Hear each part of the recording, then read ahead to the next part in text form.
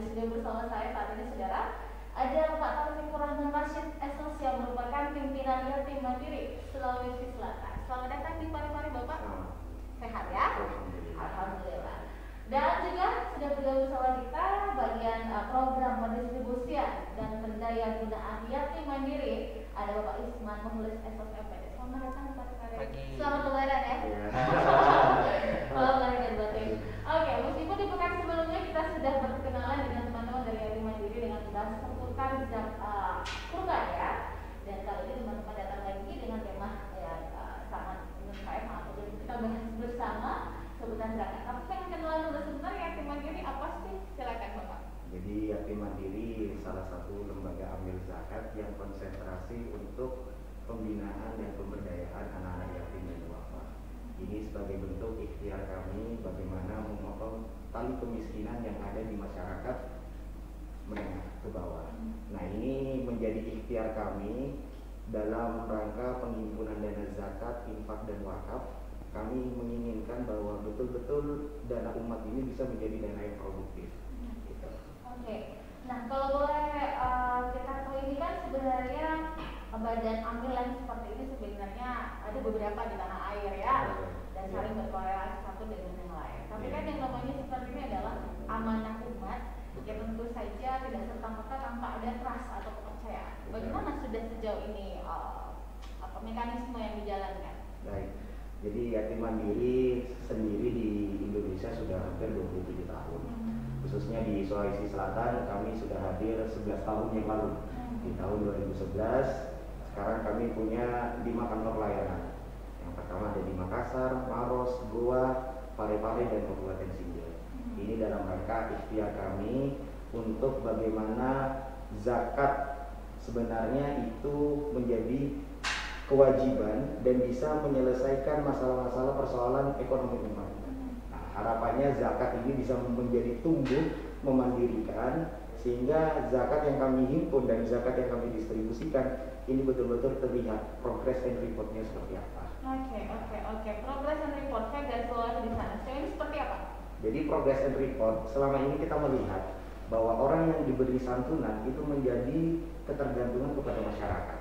Misalkan orang kalau diberi bantuan, saya mana saya, akhirnya menjadi ketergantungan dengan manusia. Manja. Betul. Gitu. Nah, ikhtiar kami ketika kami memberikan bantuan distribusi dana zakat, harapannya yang dulunya tangan di bawah bisa menjadi tangan di atas.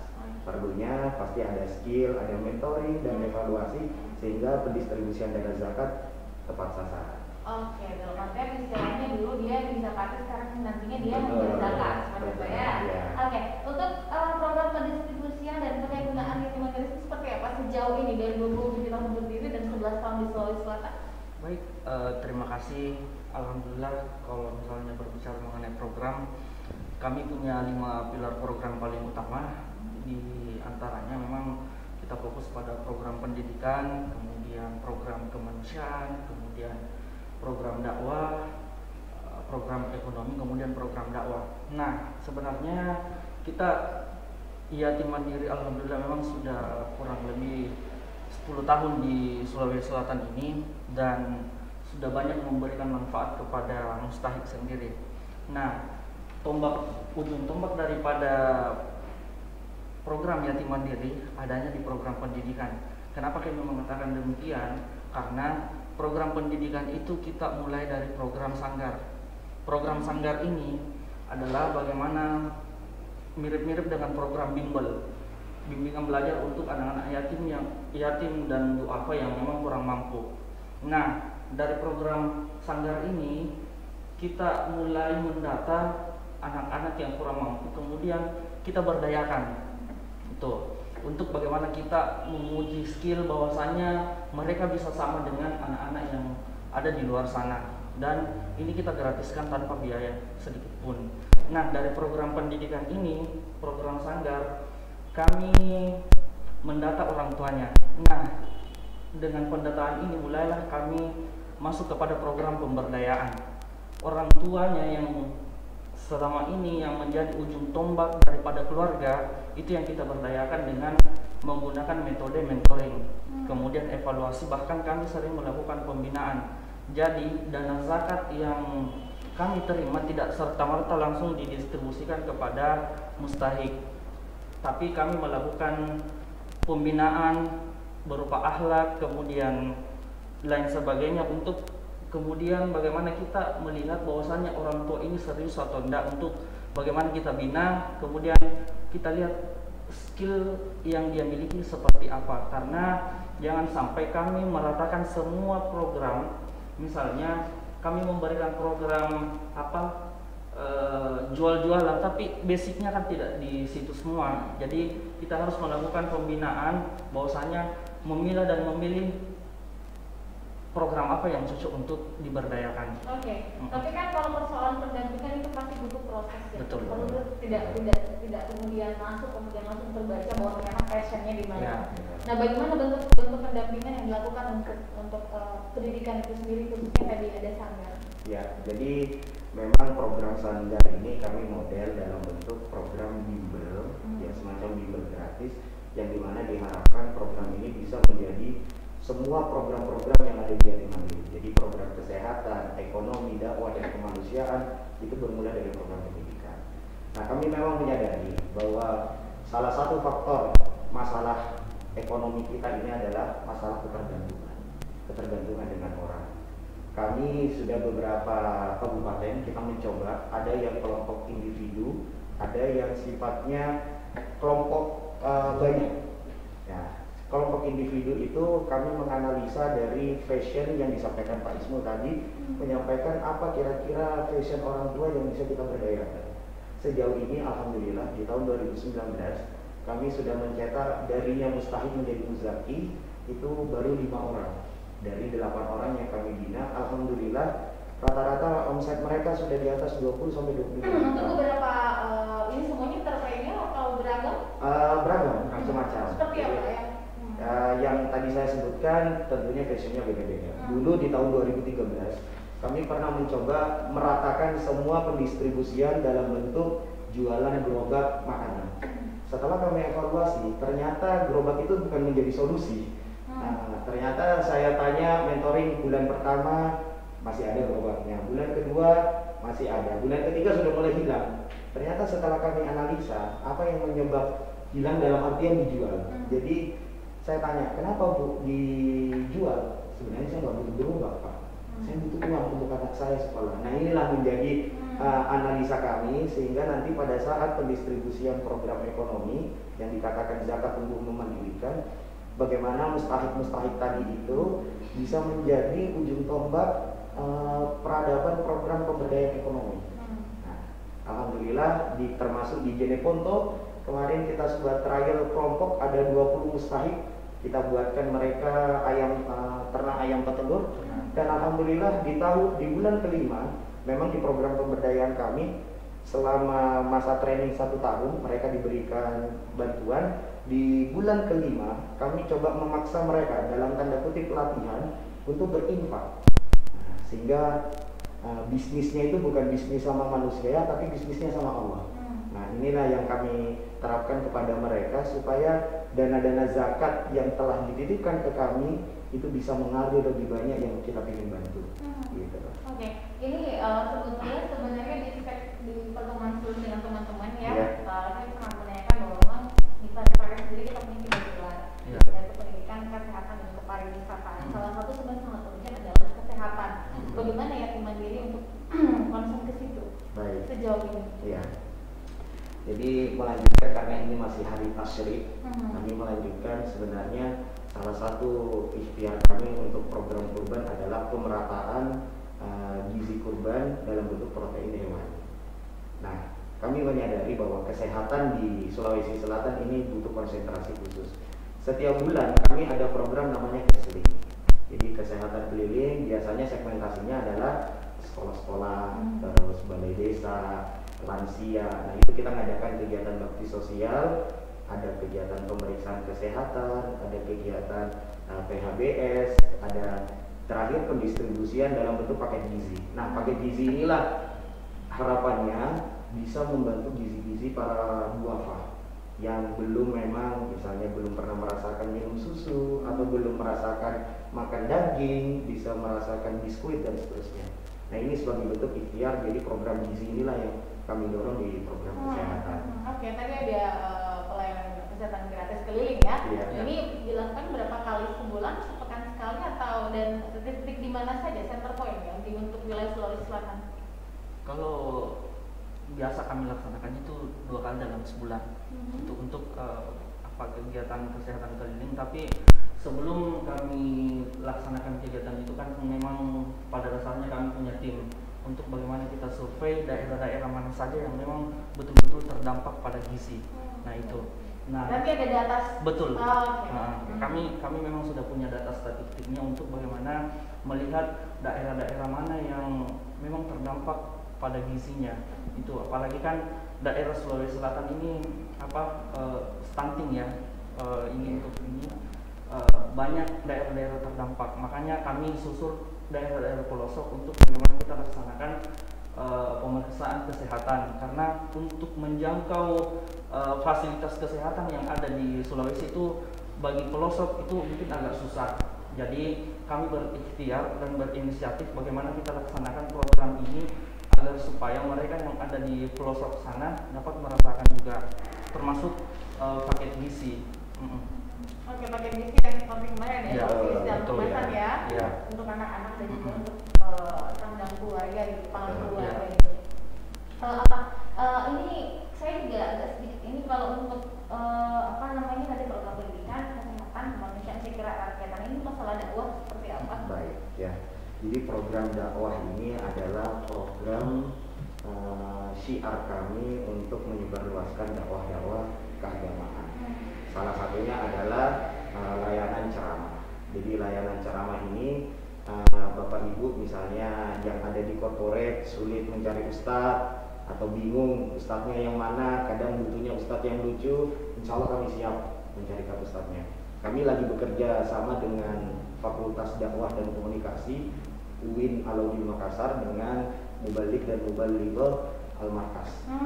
Insya Allah ini kita lagi jalin koordinasi dengan kerjasama dengan IMIM. Mudah-mudahan mubalik-mubaliknya kita akan berdayakan. Itu yang program layanan ceramah. Yang kedua kita ada program Dai Pelosok. Jadi program Dai Pelosok itu kita merekrut dai-dai yang ingin berdakwah yang belum ada lebih banyak tersentuh keagamaan. Misalnya di Kampung Allah Pirang, ya, di beberapa kabupaten Goa, di daerah pegunungan, di daerah kepulauan. Nah itu kita akan kirim mereka. Nah yang terakhir adalah program palliasi. Jadi program palliasi itu bagaimana ketika ada donatur-donatur kita yang mungkin lagi sakit, berduka atau lagi gembira, kami hadir di sana dalam bentuk sebagai bentuk apresiasi menjadi donatur yatim mandiri. Oke, nah sebelum kita jeda ini tadi sebenarnya harus menjadi perhatian kita saat ini meskipun normal, tapi kita wajib mengapresiasi dan turut memberikan support sebenarnya dari kegiatan yatim mandiri ini ya. Tapi di situasi pandemi pasti otomatis ada yang berubah, ada yang mengalami pergeseran meskipun kata-kata dilonggarkan sudah didegung-degungkan di mana-mana ya. Tapi kan tidak sedikit masyarakat kita menganggap bahwa dilonggarkan itu sebagian akhirnya kebablasan. Nah, bagaimana kuliah mandiri di situasi pandemi saat ini dalam menjalankan program-program yang luar biasa ini? Jadi di bulan Ramadan kemarin kami sempat punya ide-ide yang lebih gila sebenarnya, yaitu adalah warung kemandirian siaga COVID. Jadi warung kemandirian siaga COVID ini adalah kita kerjasama dengan UMKM menengah, jadi dalam rangka untuk pemberdayaan ekonomi. Yang mungkin selama ini Bapak Ibu kalau mau memberikan bantuan belanja di grosiran, di packaging sendiri, di distribusi sendiri, akhirnya menimbulkan kerumunan massa. Nah kemarin kita coba memberdayakan UMKM. Jadi UMKM barangnya kami beli dengan sesuai satu paket. Misalnya satu paket ada beras, ada telur, tanpa dia harus pengadaan baru.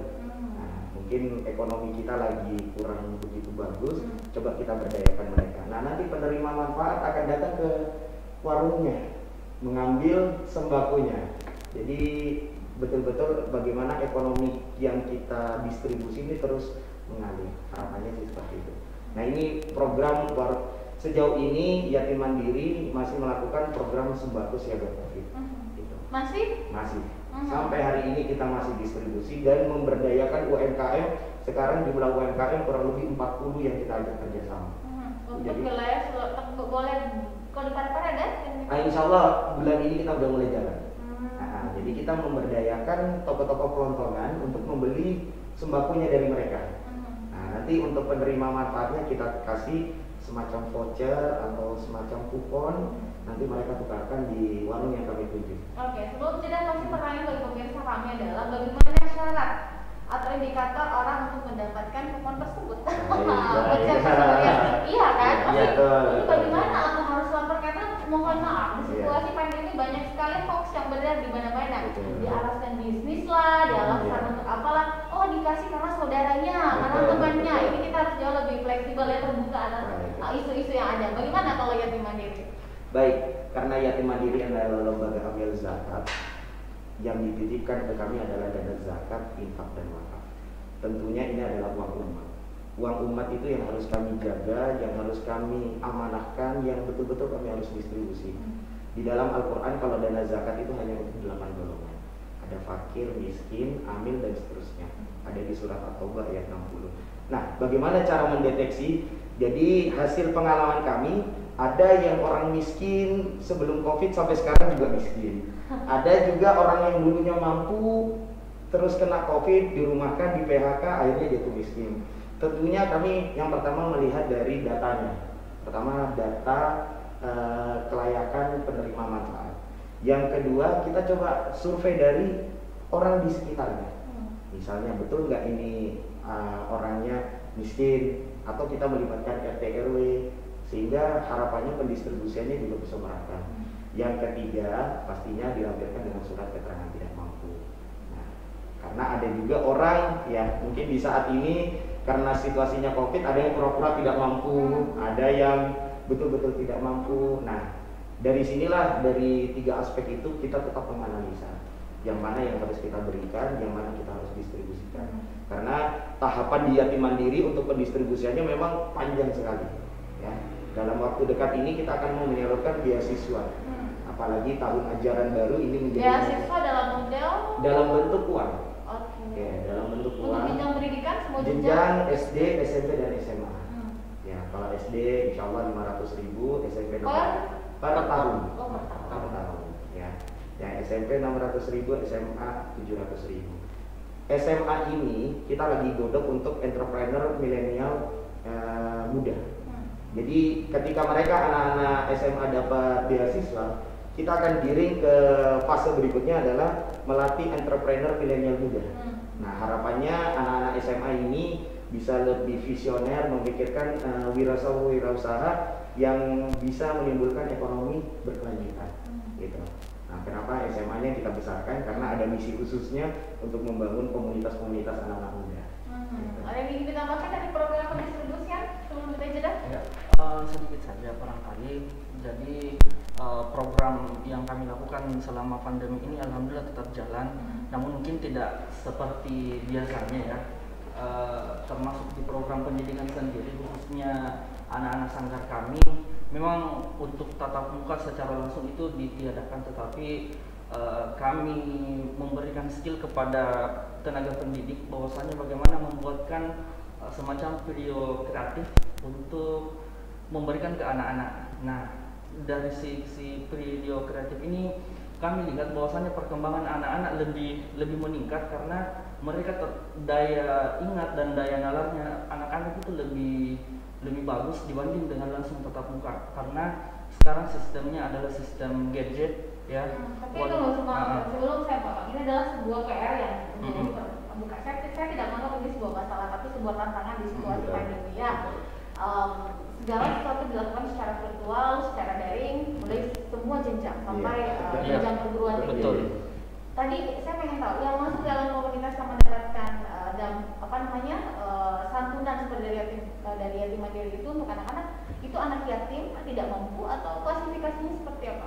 Kalau yang mendapatkan santunan seperti itu termasuk di bimbingan belajar itu adalah memang betul-betul anak yatim duafa. maksud dari anak yatim duafa itu memang betul-betul kurang mampu.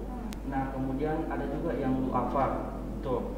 Nah, jadi untuk mengikuti program kami betul-betul memang tim kerja keras untuk bagaimana mensurvei betul-betulkah dia memang adalah anak yatim duafa dan duafa, karena banyak anak yatim tapi kategorinya bukan duafa. Artinya banyak anak yatim tapi mampu. Nah, itu jadi betul-betul kami mengidentifikasi secara mendetail bagaimana anak-anak ini mampu mendapatkan pendidikan yang layak tapi non formal. Oke, tapi poin pertanyaan saya seperti ini, Pak Isman. Ya. Tadi dikatakan bahwa di situasi saat ini keluarga bisa dikatakan menengah ke atas saja masih terbatas dengan kuota, dengan gadget, dengan klasifikasi yang Anda katakan tadi bahwa sasarannya anak yatim. Saya mohon maaf, pencerahan saja, mohon maaf. Apakah mereka benar-benar bersentuh dengan gadget itu? Gimana proses belajarnya? Apakah benar-benar mereka bisa mengakses bimbel itu sendiri, sedangkan keterbatasan kita di Parepare saja tidak bisa disamaratakan ya? Betul. Itu apakah mereka bisa merasakan situasi belajar secara virtual, sedangkan mereka di bawah yang masih mendingan buat beli ini dibanding beli kuota gitu kan? Ya bagaimana itu? Jadi memang tidak semua daerah bisa mengakses internet ya. Jadi salah satu yang pertama ikhtiar kami dalam bentuk upload video YouTube yang bisa diakses di mana saja tanpa perlu ada waktu. Itu yang pertama. Yang kedua, kami lagi menyediakan di kantor kami menyediakan untuk anak-anak yang ingin mau belajar online, kami menyediakan tempat dan plus makan siang. Wah, ya, jadi anak-anak yatim dan duafa kalau misalnya kendala lagi di internet, kami lagi menyediakan konsep ini ya, menyediakan teh, kopi, cemilan dan makan siangnya untuk mereka belajar. Dan kami memang batasi maksimal 1 hari 15 anak. Iya. Ini tempatnya di mana nih? Insya Allah di Parepare di kantor kami sudah bulan ini kita laksanakan, di hampir beberapa kota juga sudah kita laksanakan. Kantor cabang begitu? Iya, kantor cabang pembantu di Parepare. Iya. Oke. Kira itu jawaban dari pertanyaan saya. Solusi yang kemudian dibuat. Karena seperti ini. Kita lihat saja memang banyak sekali, karena konsep sekarang akhirnya bukan lagi ajar mengajar, tapi karena sudah orang tuanya belum lagi kalau anak 2, 3 gitu kan. Jadi mohon maaf, akhirnya saya tidak ini guru, saya bukan lagi ajar mengajar, tapi hajar mengajar gitu kan. Online jaringan juga ini handphone 1 anak 3, tugas banyak. Oke, ini solusi yang ditawarkan. Tapi sekarang jangan kemana-mana, saya masih akan segera kembali selepas ini.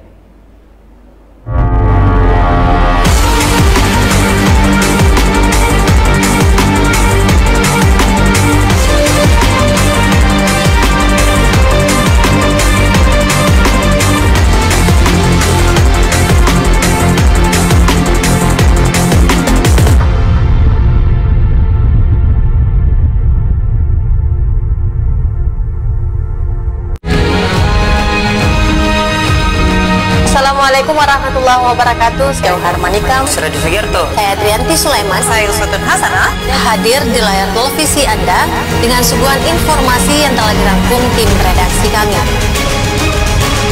Kita mulai news update selengkapnya.